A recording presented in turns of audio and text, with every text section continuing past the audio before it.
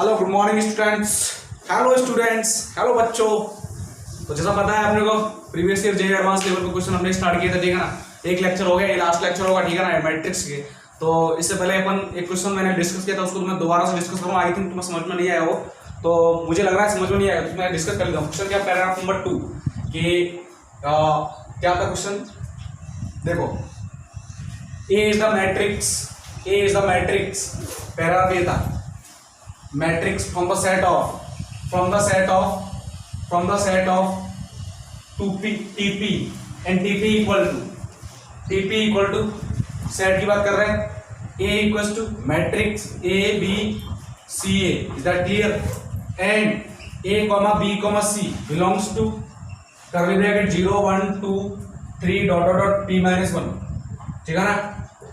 तो पहला question simple था, वो तो हो गया होगा। सेकंड क्वेश्चन क्या था? सेकंड क्वेश्चन देखो, डिस्कस करो। Trace of A is not divisible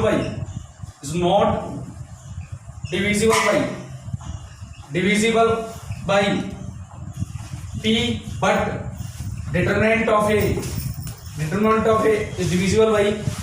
is divisible by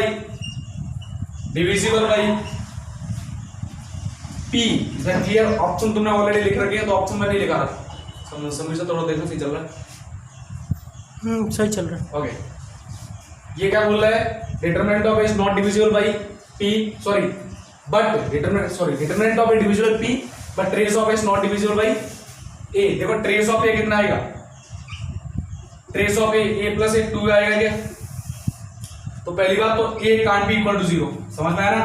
a की वैल्यू 0 नहीं ले सकता मैं, कोई दिक्कत है? क्योंकि 0 is divisible by 4 and number, तो 0 तो नहीं ले सकता। तो a के लिए मेरे पास कितने ऑप्शन हो गए? p। Is that clear? ठीक है ना। नेक्स्ट बात करते हैं। अच्छा, डिटरमिनेंट ऑफ a कितना आएगा? Determinant of a is equal to a square minus bc, यही आएगा। और सपोज करो मैं इसमें क्या ऑप्शन, मुझे खुद को मतलब वैल्यू मुझे एज्यूम करके रखनी पड़ेगी, तुम डायरेक्ट इस क्वेश्चन को नहीं कर सकते। तो सपोज करो तुमने a की वैल्यू 4 रख ली, a की वैल्यू 4 रख ली, तो b और c की वैल्यू कितनी रखूं? क्या b की वैल्यू 1 रख सकता हूं? देखो b इक्वल टू 1 रखोगे तो c की वैल्यू कुछ भी लो, ये कितना आएगा? 16। b अगर 1 तो c भी कितना आएगा? 1। 16 माइनस 1 इंटू 1 15, डिविजिबल है। दैट इज सपोज करो for assume p equal to कितना? 5 के लिए, राइट है कि नहीं? तो देखो 16 माइनस 1 इंटू 1 डिविजिबल बाई 5 है क्या? तो डिविजिबल p है। सपोज करो ऐसे तुमने b की वैल्यू 2 ले ली, तो 16 माइनस b की वैल्यू 2, तो c की वैल्यू कितनी रखूं मैं? 3 रख दूं ना। 16 माइनस 6 कितना हो गया? 10, डिविजिबल 5। इसको मुझे बताना है कि a स्क्वायर माइनस bc कितना है? डिविजिबल बाई p बताना है। Is that clear? तो ये डिविजिबल है कि नहीं? चलो सपोज करो तुमने 16 माइनस इसकी वैल्यू और कितना ले लूं मैं? सपोज करो तुमने ले ली 4, b की वैल्यू 4, c की वैल्यू 4, 0, डिविजिबल 5, मतलब ये भी डिविजिबल है। तो यानी कि a की वैल्यू मेरे पास फिक्स है p। अब मुझे बताना है किसके b और c की वैल्यू। अगर b की वैल्यू मेरे पास, सॉरी, a की वैल्यू p माइनस 1 ऑप्शन है, कितने? p माइनस 1, 0 नहीं ले सकता, 0 के अलावा कितने ऑप्शन है? p माइनस 1, राइट है कि नहीं? तो b के लिए मेरे पास कितने ऑप्शन आ गए? p minus 1। अच्छा, b की वैल्यू के अकॉर्डिंग मैं किसकी वैल्यू ले रहा हूं? c। जैसे तुम b की वैल्यू 1 रखी तो c की वैल्यू कितना? 1। b की वैल्यू 2 रखी तो c की वैल्यू कितना रखी तुमने? 3, ठीक है ना। b की वैल्यू तुमने 4 रखी तो c की वैल्यू तुमने कितनी रखी? 4। Is that clear? तो मतलब b की वैल्यू के लिए मेरे पास कितने ऑप्शन? p minus 1। लेकिन c is completely dependent on the values of b, तो यानी कि c के लिए मेरे पास कितने ऑप्शन है? Only 1, that is completely dependent on p। Is that clear? ठीक है ना। नेक्स्ट, अब देखते हैं इसको सॉल्व करते। देखो ऑप्शन कितने हो? टोटल मैट्रिसेस कौन सा फंडा लगाऊंगा? मल्टीप्लिकेशन। कैसे? तुमने a को सेलेक्ट कर लिया और b के लिए कोई अरेंजमेंट नहीं किया, तो क्या मैट्रिक्स बनेगी? नहीं बनेगी। तो b का भी वर्क होना जरूरी है, c का भी कंपल्सरी, क्योंकि c काउंट नहीं किया तो मैट्रिक्स कंप्लीट नहीं बनेगी। तो कौन सा फंडा? मल्टीप्लिकेटिव फंडा। तो टोटल मैट्रिक्स a के लिए कितना base? p minus base, b के लिए p माइनस बेस, c के लिए कितना? 1। तो कितने ऑप्शन आ गए? p माइनस 1 का whole square. Is that clear? ऐसे समझ लेना, कल मैं डायरेक्ट बता दिया था, राइट है कि नहीं? तो ऐसे समझ लेना। इसके लिए दूसरा क्वेश्चन मैंने दिया था तुम्हें होमवर्क में। दूसरा क्वेश्चन क्या था? Total number of matrices. Total number of matrices, हालांकि वो क्वेश्चन अलग था लेकिन मैंने तुम्हें सिंपल क्वेश्चन दिया था, दूसरा क्वेश्चन अलग था वो मैं बताऊंगा अभी।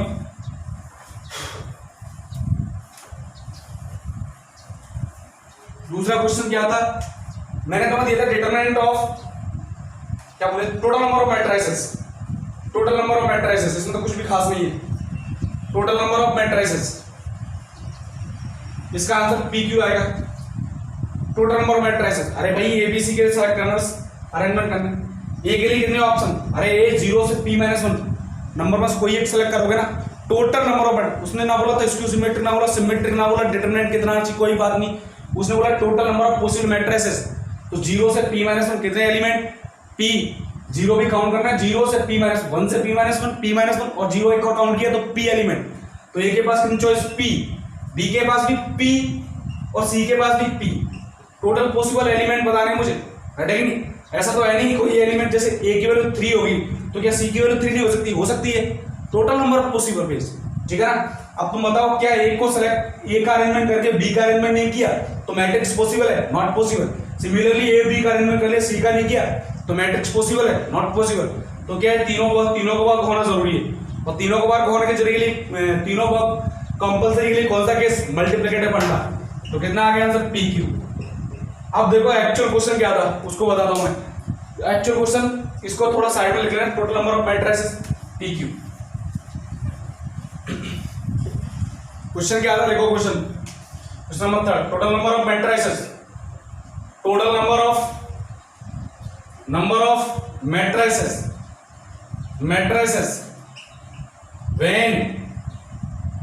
when determinant of A is not divisible by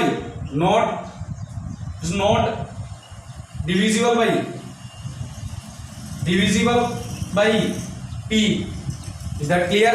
इसके लिए ऑप्शन लिखा देता हूं तुम्हारे पास, ठीक है, इससे क्या फंडा और भी क्लियर हो जाएगा।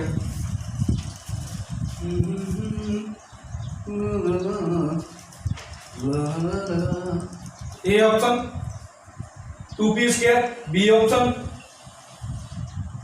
pq minus 5p, C option pq minus 3p, D option pq minus p square, ठीक है ना।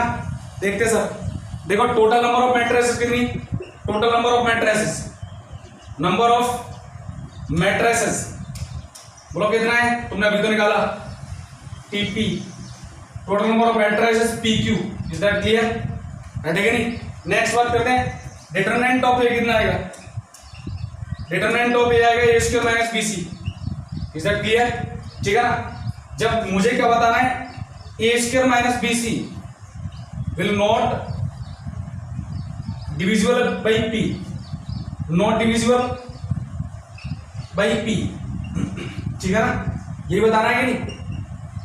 तो ध्यान से देखो, अगर नॉट डिविजिबल P बताऊंगा तो मैं एक काम करता हूं, टोटल नंबर ऑफ मैट्रिसेस है मेरे पास, मैं से घटा देता हूं कौन सी जो डिविजिबल P हो, राइट है कि नहीं, कोई दिक्कत। तो पहला केस, इसके लिए नंबर है, कैसे केस देखूंगा, देखो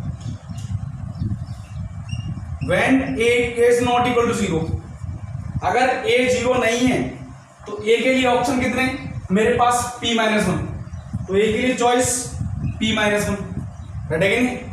और देखो A square minus BC divisible by P case, ये वाला केस करूंगा तो इससे पहले मैंने क्वेश्चन किया था कैसे, जैसे a की वैल्यू 4, ठीक है ना, और P को मैंने मान लिया 5, P को मैंने कितना एज्यूम कर लिया 5, सुनते चलना, एज्यूम किया था कि नहीं। तो B की वैल्यू कैसे, मैंने B की वैल्यू की 116, तो C की वैल्यू कितनी 1, is that clear. Similarly B की वैल्यू 4 तो C की वैल्यू 4, राइट है कि नहीं।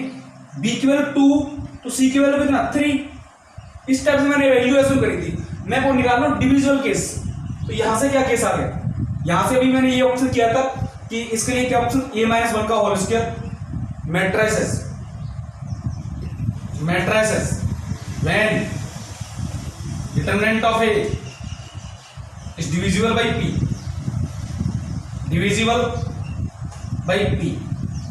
ठीक है ना। Trace of A not equal to 0, क्योंकि ये क्या है, not equal to 0, trace of A is not divisible by P, right है। तो ये केस मैंने सोल्व कर चुका हूं ऑलरेडी, जो भी क्वेश्चन बताया था उससे पहले वाला केस, ठीक है ना। ओके, कोई दिक्कत होगी। लेकिन अगर a इक्वल टू 0 हो जाए और a इक्वल टू 0 हो गया तो भैया a की वैल्यू फिक्स, एक ही ऑप्शन। तो b और c की वैल्यू देखो ध्यान से, b और c का केस, b और c का केस, b के पास कितने ऑप्शन, p-1। डिविजिबल वाला केस बता रहा हूं मैं, ये क्वेश्चन सबसे पहला क्वेश्चन जो लास्ट क्लास में कराया था, इसके लिए कितना choice, p-1, total choice 2p-2, ready नहीं, कोई दिक्कत होगी, रेडी 2p-2। और एक वो केस, इसको पहले नोट कर लेना, इसको रख कर दो।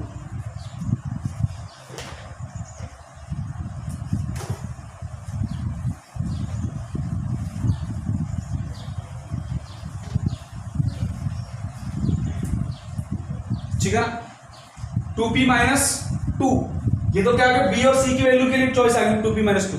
लेकिन इसमें एक केस और जो ऐड कर लें इसमें, सेकंड केस में, when a equals to b equals to c, तीनों क्या हो जाए इक्वल, और इक्वल टू किसके, 0 के, राइट अगेन। तो ये टोटल केसेस कितने हो गए, टोटल केसेस 2p-2 प्लस 1, कितना आ गया 2p-1। Is that clear? So, number of matrices when determinant of A is not divisible by P, कितना आ गया, टोटल कितना है, PQ माइनस, पहला तो ये p-1 का होल स्क्वायर, p-1 का होल स्क्वायर, p-1 का होल स्क्वायर माइनस ये कितना है 2p-1, ठीक है ना। सॉल्व कर दो इसको, pq minus p square -1 plus 2p minus 2p plus 1, ये गया कितना आ गया pq माइनस p स्क्वायर, ठीक है ना। डी ऑप्शन इसका करेक्ट आंसर, तो राइट आंसर सॉल्यूशन। ओके, आइए अपना समझ में आ गया हो। नेक्स्ट क्वेश्चन, ये आईटी से 2010 में पूछा गया क्वेश्चन है, ठीक है ना।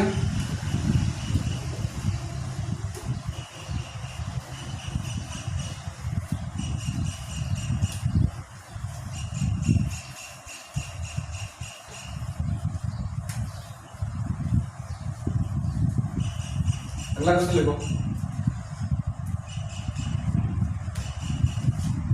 Late capital X and capital Y, let capital X and capital Y be two arbitrary 3/3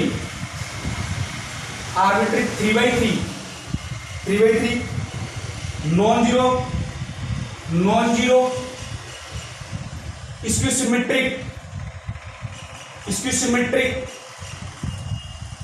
symmetric matrices, ठीक है ना, and Z be an arbitrary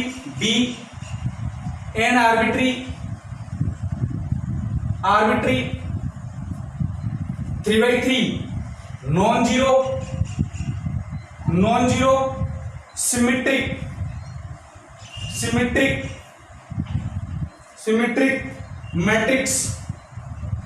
matrix, ठीक है। then which of the following matrices, then which of the following matrices, and which of the following matrices is oblique R, मतलब multiple character है, इसकी symmetric, ठीक है ना। इसकी सिमेट्रिक क्वेश्चन समझ में आ गया, सिंपल इतना सा फॉर्म है, इसकी सिमेट्रिक, ठीक है ना। देखो पहले ऑप्शन लिख लो, x raised to power y raised to power 3 z raised to power 4 minus z raised to power 4 y raised to power 3, ठीक है ना। b x raised to power 44 plus y raised to power 44, c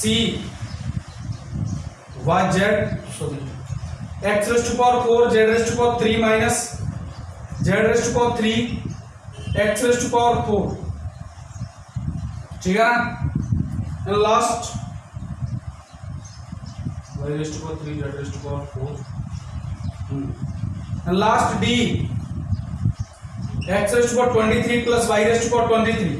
तुम्हें बताना है x और y कैसे हैं, skew symmetric मतलब x transpose equal to minus X and y transpose equal to minus Y, और z कैसा है, z कैसा सिमेट्रिक, तो z transpose equal to z, और कौन से ऑर्डर की 3x3 मैट्रिक्स थी। तो पहली बार कौन सा स्क्यू सिमेट्रिक है, मैंने कहा ये स्क्यू सिमेट्रिक है, करने की जरूरत है क्या, अरे मैंने लिखा है सीधा property odd power of A skew symmetric matrix, odd power हमेशा क्या होता है स्क्यू सिमेट्रिक, तो ये स्क्यू सिमेट्रिक, ये स्क्यू सिमेट्रिक और स्क्यू सिमेट्रिक का सम कैसा है स्क्यू सिमेट्रिक, ये कैसा है सिमेट्रिक, इवन पावर चाहे सिमेट्रिक का हो चाहे स्क्यू सिमेट्रिक का, हमेशा क्या था सिमेट्रिक, तो even power symmetric plus symmetric कैसा सिमेट्रिक। अब चेक करना मुझे ओनली इनके लिए, तो पहला ए को देखो, ठीक है ना, मुझे एक ऑप्शन करेक्ट मिल गया D, y raise to power 3 z raise to power 4 minus z raise to power 4 y raise to power 3, transpose ले लो, सिमेट्रिक सिमेट्रिक एक चेक कर दे, तो कितना आएगा y raise to power 3 z raise to power 4 transpose minus z raise to power 4 y raise to power 3 transpose. Is that clear? उल्टा चलो, कितना आगे z raise to power 4 transpose y raise to power 3 transpose, ऐसे होता है transpose minus y raise to power 3 transpose z raise to power 4 transpose, ठीक है ना। देखो z कैसा सिमेट्रिक, तो इवन पावर लो या ऑड पावर लो हमेशा क्या है सिमेट्रिक z को, ये कैसा है स्क्यू सिमेट्रिक, स्क्यू सिमेट्रिक की ऑड पावर का ट्रांसपोज क्या होता है स्क्यू सिमेट्रिक, तो माइनस y3 आ जाएगा, रहेगा नहीं। नेक्स्ट देखो skew symmetric matrix odd power तो कितना आएगा minus y3, minus minus plus हो गया, और ये कितना आ जाएगा, समझ में आई बात, कोई दिक्कत होगी, तो ये तो उल्टा हो गया, सही हो उल्टा हो गया, देखो नेगेटिव कॉमन लो, नेगेटिव कॉमन लो ये पॉजिटिव हो जाएगा, z raise to power 4 y raise to power 3 minus y raise to power 3 z raise to power 4, हटेगी नहीं, कोई दिक्कत होगी,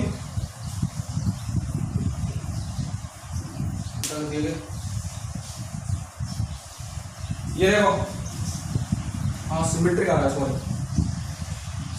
सिमेट्रिक आ रहा है, सॉरी सिमेट्रिक आ देखो, इसको मैच करो, ये रहा और ये रहा, ये नेगेटिव है z raise to power 4 y raise to power 3 y raise to power 3 z raise to power 4, symmetric है मतलब ट्रांसपोज क्या आ गया सेम, तो ये तो रॉन्ग आंसर हो गया, ये कैसा आ गया सिमेट्रिक, सिमेट्रिक आ गया क्या, कोई दिक्कत होगी, रहेगी नहीं। बात करते हैं किसकी, लास्ट सॉरी सी ऑप्शन की, इसको मैं रफ कर देता हूँ, ठीक है ना, आई होगी तो समझ में आ गया होगा। सी ऑप्शन एक बार चेक कर देते हैं, सी ऑप्शन अगेन ट्रांसपोज लेना है, x raise to power 4 z raise to power 3 minus z raise to power 3 x raise to power 4, इसका ट्रांसपोज लो कितना आ गया x raise to power 4 z raise to power 3 transpose minus z raise to power 3 x raise to power 4 transpose. Is that clear?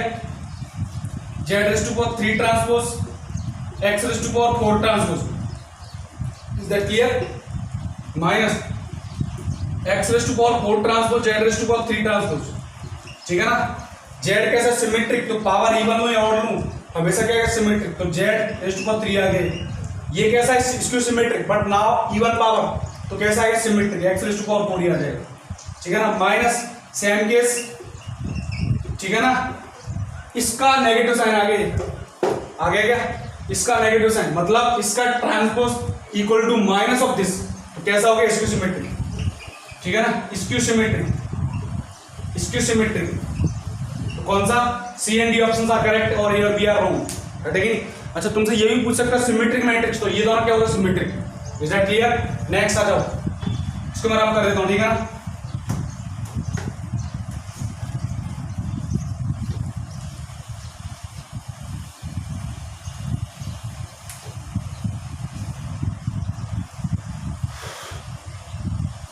अगला question लिखना,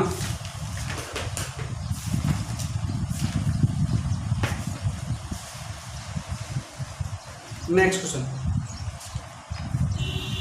देखो, let capital M and capital N, let capital M and capital N be 2 3/3, be 2 3/3 non singular skew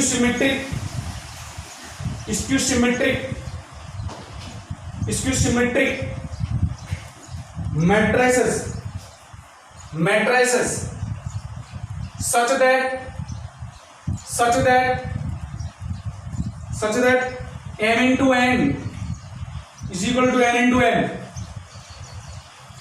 If pt denotes the transpose of p, the transpose of p, ठीक है ना? Okay, then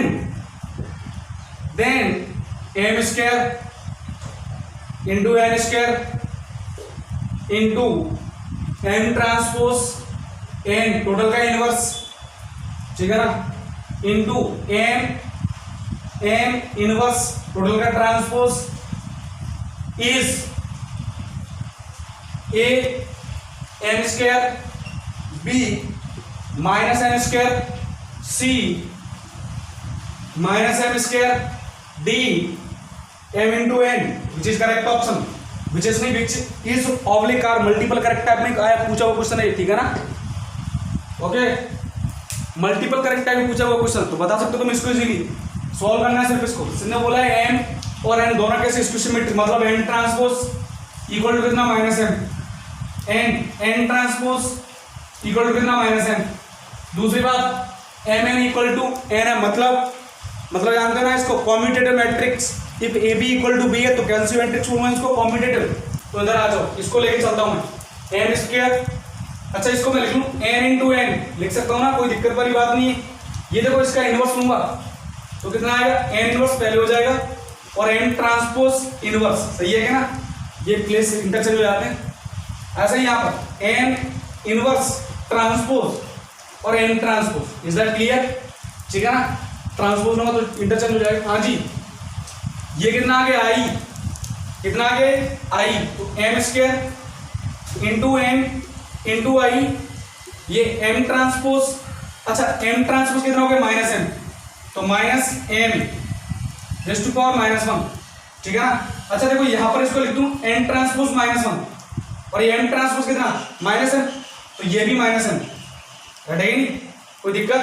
ध्यान से देखो, minus into minus कितना plus, ठीक है ना? देखो ध्यान से, इसको मैं लिख रहा हूँ, देखो ये कितना हो गया m into m into n into I n, is that clear? ठीक है ना? देखो ध्यान से, इसको मैं कितना लिख दूं, ये माइनस है, माइनस माइनस प्लस, तो m इनवर्स डायरेक्ट लिख दो। ये देखो ये कितना हो गया n ट्रांसपोज माइनस n, देखो माइनस, ये minus n, minus minus minus all over minus, is that clear? तो ये कितना आ गया n inverse into n, is that clear? ठीक है ना, ये फंडा आ गया। ध्यान से देखो, यहां देखो mn इक्वल टू कितना है, mn इक्वल टू nn, तो यहां mn की जगह क्या लिखूं nn माइनस m, ये कितना आ गया m, ठीक है ना, m इनवर्स, ये कितना आ गया n इनवर्स इंटू m, रटेगी। अब ये कितना हो गया i, तो यहां से आ गया माइनस m इंटू n, ये टोटल i, ये n इनवर्स इंटू m, ये i इंटू n कितना n, तो all over minus m, n into n inverse into m, ये कितना आ गया i, तो total minus m into i m, m का i से प्रोडक्ट करो कितना आएगा m, तो minus m into m all over minus m square, is that clear? So C option is the correct option, only C. हालांकि multiple correct, more than one correct answer type है, but single option correct इसका, ठीक है ना? So write down the solution. Next question,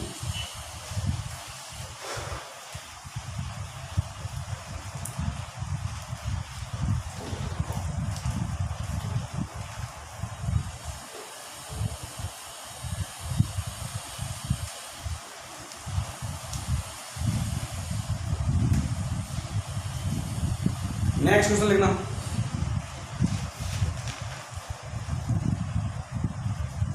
लिखो next question. 4 3x3 matrices M and N, 4 3x3 matrices capital M and capital N, ठीक है ना? Which of the following statement, which of the following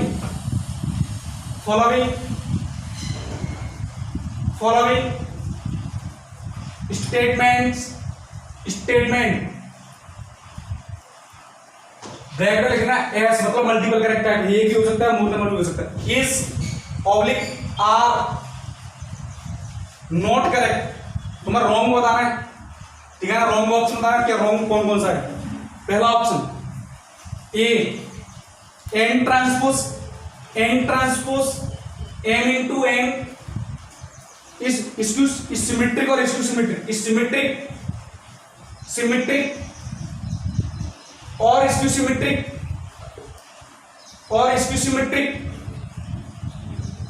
और symmetric according as capital M symmetric और symmetric और symmetric. समझ में आया कुछ? मतलब ये बोलना चाह रहे हैं कि जो मैट्रिक्स है ना N transpose M into N symmetric होगी कब, अगर एम सिमेट्रिक है, और सिमेट्रिक होगी कब, जब अगर एम सिमेट्रिक है। B option M into N minus N into M is symmetric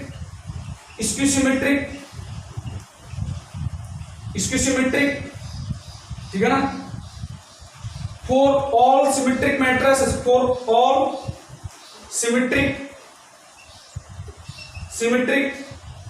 matrices,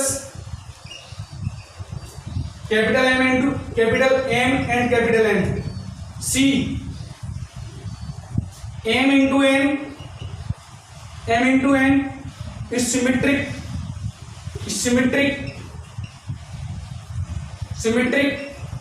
for all symmetric matrices capital M and capital N। and D देखो adjoint of capital M into adjoint of capital N equal to adjoint of M into N, ठीक है ना, for all invertible matrices,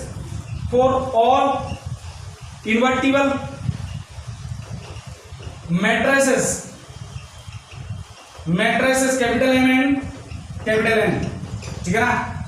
तो पहला option इसके ऊपर चलते हैं, ये एम और एन कैसे 3x3 मैट्रिक्स है, ठीक है ना। तो पहला M N transpose M N, इसके लिए मैं पहले ले रहा हूं m कैसा है सिमेट्रिक, मतलब m transpose equal to m, ये वाला केस, क्योंकि ये बताना है कि अगर m ट्रांसपोज है तो ये m सिमेट्रिक है तो ये भी सिमेट्रिक आएगा। ये कहने मतलब इसका क्या है, m सिमेट्रिक है तो ये सिमेट्रिक आएगा, और m इसको सिमेट्रिक है तो कैसा आएगा इसको सिमेट्रिक, ये बताना। तो पहले सिमेट्रिक लेता हूं n transpose m into n, इसका ट्रांसपोज कर दो तो उल्टा हो जाएगा, ये n ट्रांसपोज पहले आ गया m ट्रांसपोज, और ये कितना आ गया n ट्रांसपोज, ठीक है ना। m कैसा है सिमेट्रिक, तो ये आ गया n ट्रांसपोज का ट्रांसपोज करेक्ट आंसर। या मतलब m ट्रांसपोज m सिमेट्रिक है उसके अकॉर्डिंग तो सिमेट्रिक आ रहा है, फिर ट्रांसपोज क्या आ गया सेम। अब अगर मैं m कैसे ले लूं इसको सिमेट्रिक, तो यहां देखो n transpose m into n, इसका ट्रांसपोज लो, तुम बोलोगे n ट्रांसपोज और n ट्रांसपोज इंटू ट्रांसपोज का ट्रांसपोज, तो ये कितना n transpose, but this is कितना माइनस है, बिकॉज n ट्रांसपोज कितना माइनस, तो माइनस है, सही है क्या। मतलब आपकी बार इसका ट्रांसपोज कैसा है नेगेटिव, मतलब जब सिमेट्रिक है इसको सिमेट्रिक है तो इसको सिमेट्रिक है, तो ये ऑप्शन करेक्ट है, लेकिन मुझे क्या बताना है इनकरेक्ट, तो ये तो रॉन्ग हो गया क्या। सेकंड आ जाओ, सेकंड ऑप्शन बी, सॉल्यूशन देख लें, ठीक है, फटाफट बी ऑप्शन।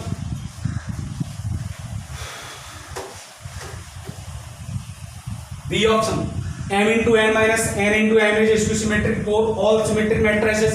एफ की बार से बोला है m और n दोनों कैसे सिमेट्रिक, ठीक है ना,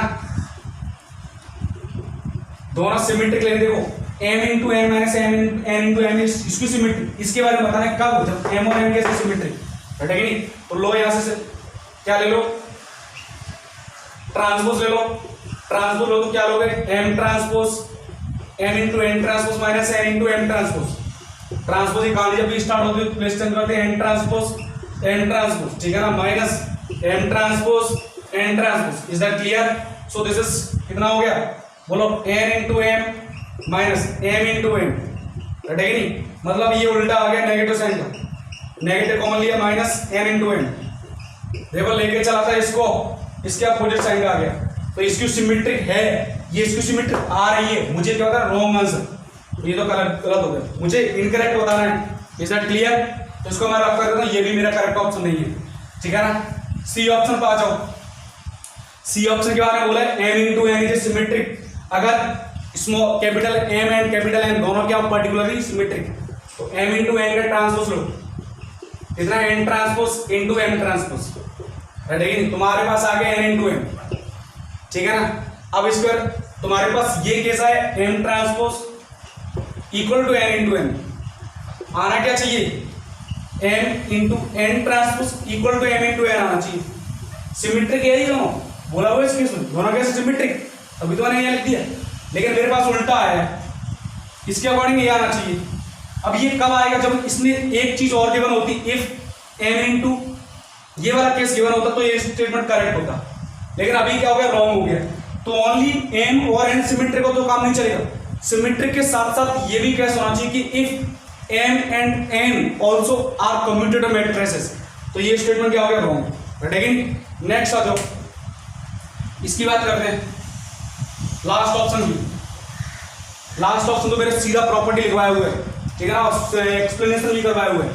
adjoint of M into N की बात कर लेते हैं, ठीक है, इसकी बात करते हैं, इसका adjoint of M into N निकाल लेते हैं। इसके लिए सबसे पहले क्या कर दो, एम एन इनवर्स निकाल दो, ठीक है, तो तुम क्या बोलोगे, N inverse into M inverse, ठीक है, तुम्हारे पास समझ में आ गया कि adjoint of M into N divide by determinant of M into N, ठीक है, is equal to adjoint of, इसका इनवर्स ये होता है, उल्टा होता है, N divide by determinant of N into adjoint of M divide by determinant of N, ठीक है।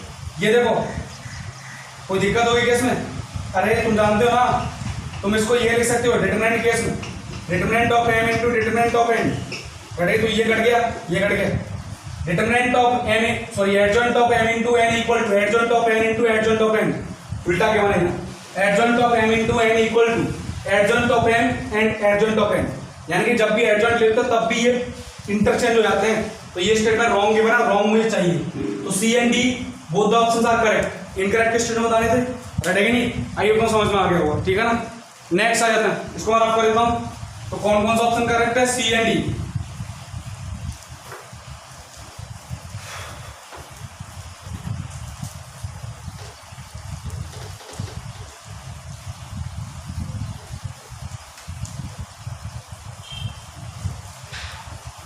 नेक्स्ट आ जाओ फटाफट से,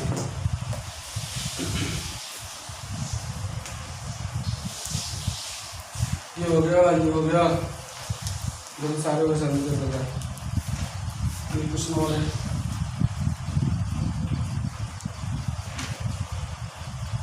ये क्वेश्चन और लिखना, पैराग्राफ है पूरा, पैराग्राफ लिखना, लेट पहले पैराग्राफ लिखो,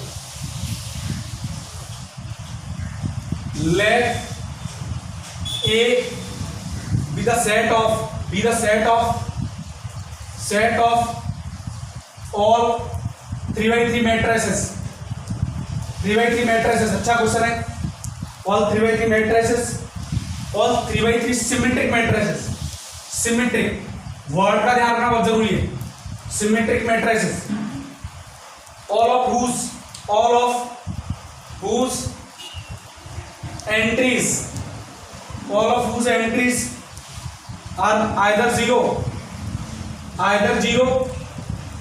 or 1, मतलब 3x3 मैट्रिक्स है, उसमें कितने 9 एलिमेंट होंगे, 3 रो, हर एक रो में एक एलिमेंट, ठीक है, हर एक रो में 3 एलिमेंट, तो 9 एलिमेंट हो गए, ठीक है ना, कोई दिक्कत होगी, तो जितना भी 9 एलिमेंट होंगे उसमें वो किस में से गया, तो 0 या 1, ठीक है। 5 of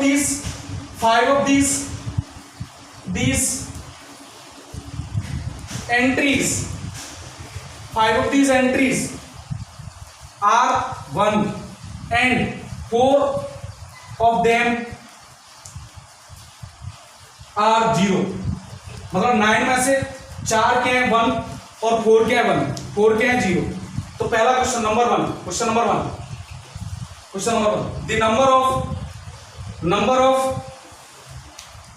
of matrices in A is A option 12, B option 6, C option 9, D option 3। Again कोई दिक्कत होगी? अपने क्वेश्चन बताना है। सिमेट्रिक मैट्रिक्स के बारे में तुम जानते हो ना कि Aij इक्वल टू Aj, यही कहावत होती है क्या?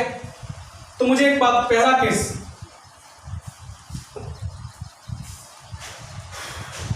देखो ध्यान से, सिमेट्रिक मैट्रिक्स की खास बात, जो एलिमेंट इधर होंगे वो इधर होंगे, यानी कि एलिमेंट्स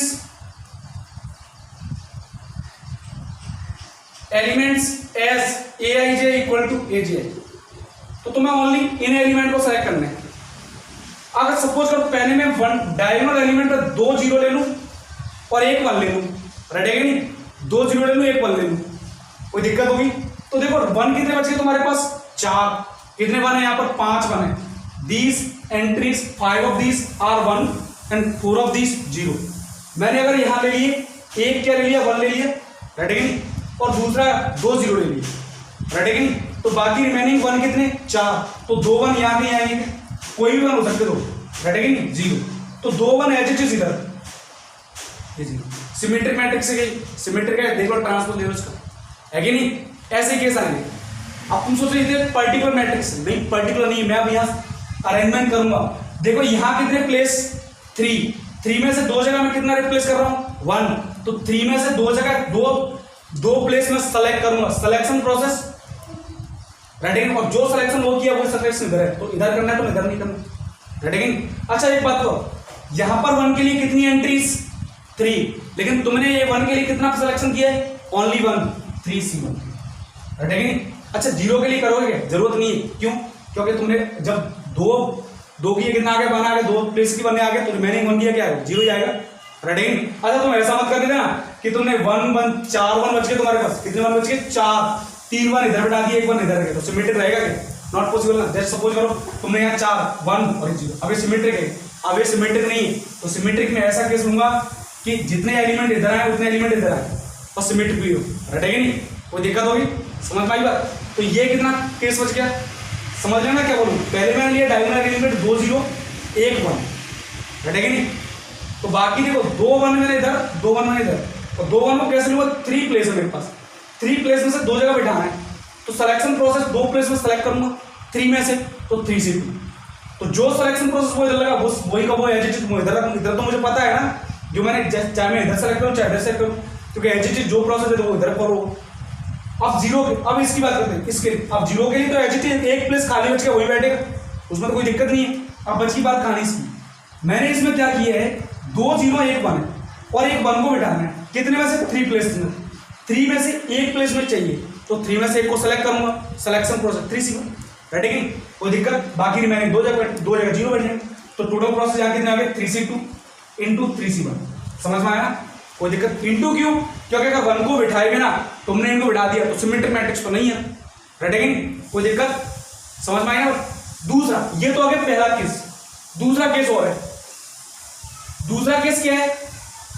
अगर यहां मैं तीनों की 1 1 बिठा दूं, ठीक है ना? कोई दिक्कत? बच गए कितने? 4 0 2 1, ठीक है ना? 4 0 2 1, राइट? है कि नहीं? तो 4 0, यहां देखो 3 प्लेस 1 2 3, यहां भी 3 प्लेस 1 2 3, राइट? है कि नहीं? अब मुझे 2 पहले 0 को बिठा लेता हूं, राइट? है कि नहीं? अच्छा एक और बात, जो 1 1 इधर आ गया, 1 1 इधर आएगा, पक्की बात है कि नहीं? तो मैं ऐसा मत करना दोनों 1 यहाँ बिठा दो, तो यहाँ कुछ बचेगा नहीं, तो सिमेट्रिक रहेगा ही। 2 0 इधर तो 2 0 इधर, राइट? है कि नहीं? तो करना कैसे? तो मैं कुछ नहीं करना, कोई भी 2 प्लेस के लिए 0 बिठा दो, 2 प्लेसेस के लिए 0, 3C2, राइट? है कि नहीं? क्योंकि मेरे पास प्लेस कितने? 3, 2 प्लेसेस 4 0, ठीक है ना? और 2 0 जैसे इधर बैठा हुआ 2 0 इधर बैठे, अब बाकी रिमेनिंग क्या? 1 बैठ जाएगा, then remaining 1 place, remaining 1 place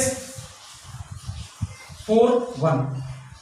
is that clear? ठीक है ना? अच्छा यहां तो मैं सिलेक्शन करने की जरूरत है नहीं है, क्योंकि यहां तो ऑलरेडी मुझे 1 बिठाना है, राइट है कि नहीं? अब तुम कुछ और करना है क्या? अब तुम मुझे बताओ, क्या सब तीनों जगह 0 ले सकता हूं?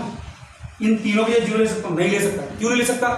तुमने अगर तीनों की जब 1 0 ले दिया तो मुझे एक बात बताओ, मेरे पास 5 एंट्रीज बने, 5 एंट्रीज बने तो 3 इधर बिठाने पड़ेगा, 2 मुझे इधर बिठाने पड़ेगा। चक्कर पड़ गया सर, राइट है? फिर मुझे सिमेट्रिक नहीं रहेगा, क्योंकि जैसे 3 इधर आ गए 2 इधर 1, अब सिमेट्रिक नहीं है, फिर तो इधर भी 3 होने चाहिए। इसलिए मैं तीनों 0 नहीं बिठा सकता, या तो 2 0 बिठा सकता हूँ या 1 0 बिठा सकता हूँ, या तीनों के तीनों 1 बिठा सकता हूँ। ठीक है? तो 2 केस आ गए, राइट है? कौन कौन से? एक तो ये आ गया, एक ये आ गया, तो ये टोटल नंबर ऑफ प्रोसेस क्या हो गया? 3C2 into 3C1 plus of यहां से कितना 3C2 3C2, तो ये कितना आ गया 3C2 3 into 3 9 plus of 3, answer कितना आ गया 12, राइट है कि नहीं? ये ऑप्शन इसका करेक्ट आंसर।